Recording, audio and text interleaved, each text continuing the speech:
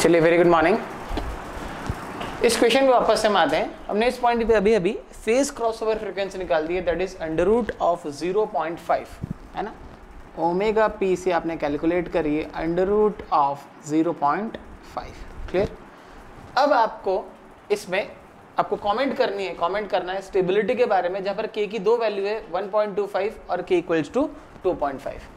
इस पॉइंट पर फ्रीक्वेंसी तो अब हमको पता है, पर अब हमको नेक्स्ट स्टेप में कैलकुलेट करना है इस पॉइंट का मैग्नीट्यूड। क्लियर। तो मैग्नीट्यूड कैलकुलेट करने के लिए हमने करा mod of GS into HS is equals to, clear. अच्छा, A प्लस JB हो तो उसका मैग्नीट्यूड होता है under root of A square plus B square. Clear. Minus A plus JB हो तो भी इसका मैग्नीट्यूड होता है under root of A square plus B square. Clear.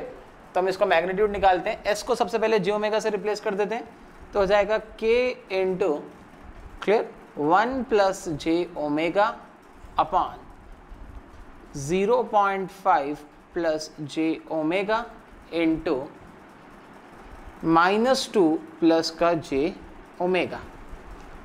Clear. चलिए नेक्स्ट स्टेप पे अब इसको और रिजॉल्व करते हैं।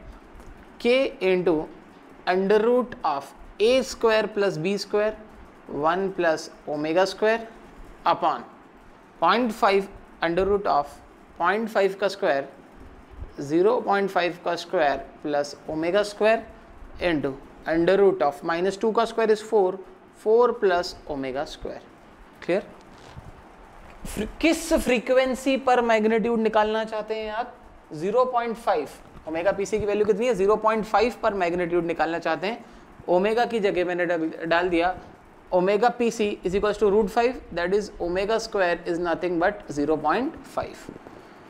तो k into under root of 1 plus 0.5 upon under root of, clear, 0.5 का square, clear, plus 0.5 omega square की वैल्यू 0.5 है into under root of 4 plus 0.5। Clear. इसको रिजॉल्व करेंगे तो आपको मिलेगा 0.66k। क्लियर। तो आपके पास में इस पॉइंट का मैग्नीट्यूड आपको पता चल गया है कि यहाँ से यहाँ तक का जो मैग्नीट्यूड है that is nothing but 0.66k। Clear. अब हम इस सिस्टम की स्टेबिलिटी के बारे में कमेंट करते हैं। क्लियर। तो स्टेबिलिटी का सबसे सिंपल फॉर्मूला हमने देखा था नेक्विस्ट क्राइटेरिया में। अगर स्टेबिलिटी कमेंट करनी है आपको तो आपको लिखना पड़ेगा n should be equals to p minus z। Clear. जहाँ पर n क्या होते हैं? n is the number of encirclements about a point -1 plus j0। Clear. -1 plus j0 वाले पॉइंट को आपने कितनी बार एनसर्कल करा है वो आप n की वैल्यू है। p क्या है? p is the number of open loop poles. Clear. Open loop transfer function में आपको पोल्स लिखने जो कि राइट हैंड साइड पर लाई कर रहे हैं। जैसे कि आप देख सकते हैं ओपन लूप ट्रांसफर फंक्शन, तो यही एक पोल है कि जो कि राइट हैंड साइड लाई कर रहा है। s इज इक्वल्स टू 2 पर ये पोल लाई कर रहा है। क्लियर। और z आपको कैलकुलेट करना है। z क्या है? क्लोज्ड लूप सिस्टम के पोल्स। z क्या है? आपके क्लोज्ड लूप सिस्टम के पोल्स। क्लियर। चलिए तो हम केस 1 लेते हैं जो हमने अभी अभी रेफर करा था। केस 1 है आपका k की वैल्यू अगर 1.25 है तो क्या करेंगे? k की वैल्यू 1.25 है तो आपको मैग्नीट्यूड पता है 0.66k, इसमें 1.25 को मल्टीप्लाई करें तो आपको मिलेगा 1.25 इंटू 0.66। क्लियर। ये हो जाएगा 0.825। क्लियर। तो आप 0.66k है तो मैंने कर दिया 0.66 into 1.25, that is nothing but 0.825। तो ये जो पॉइंट जहां पर कट कर रहा है इसका मैग्नीट्यूड आ गया 0.825। क्लियर। बट ऑब्वियस है माइनस का पॉइंट इस एक्सिस पर है तो नेगेटिव वैल्यू रहेगी 0.825 माइनस का 0.8।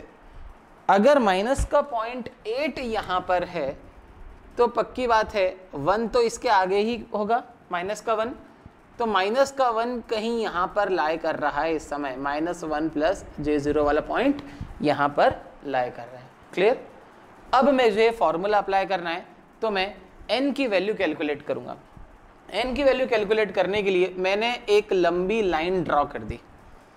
इस लाइन को जितनी बार भी हम कट करेंगे वो n की वैल्यू है। आप देख सकते हैं इस लाइन को कितनी बार कट हो रहा है, एक बार कट हो रहा है। किस डायरेक्शन में? क्लॉकवाइज डायरेक्शन में कट हो रहा है। ऊपर भी ड्रॉ करेंगे तो भी एक ही बार कट होगा, इधर भी ड्रॉ करेंगे तो भी एक ही बार कट होगा। तो आप कहीं से भी एक लाइन ड्रॉ कर लें तो ये एक बार कट कर रही है इन द क्लॉकवाइज डायरेक्शन। हमको ये पता है क्लॉकवाइज का मतलब होता है नेगेटिव, तो n की वैल्यू हो गई -1। क्लियर? क्लॉकवाइज नेगेटिव और एंटी क्लॉकवाइज तो पॉजिटिव। क्लियर? बहुत इंटरेस्टिंग क्वेश्चन है ये। अगर आप यहाँ पे देखें पोल की वैल्यू, तो एक पोल प्रेजेंट है।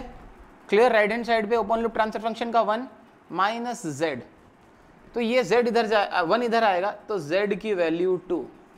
इसका मतलब है दो closed loop pole right hand side में लाई कर रहे हैं। दो क्लोज्ड लूप पोल कहाँ लाई कर रहे हैं? राइट हैंड साइड में।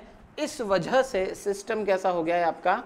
Unstable. The system is unstable. Clear? k की वैल्यू चेंज करते हैं, k की वैल्यू दूसरे लेते हैं 2.5, case 2, case second, k equal to 2.5, तो 0.66 times of k, that is 0.66 into 2.5। Clear? चलिए इसको कैलकुलेट करके देख लेते हैं। 0.66 इंटू 2.5 ये हो जाएगा 1.65 अप्रॉक्स। कितनी वैल्यू आ रही है? 1.65। क्लियर? अगर ये वाली वैल्यू, अब मैं इसको रब कर रहा हूँ, ये वाली वैल्यू अब आपकी माइनस का पॉइंटेड नहीं है, ये वैल्यू है आपकी माइनस का 1.65। क्लियर?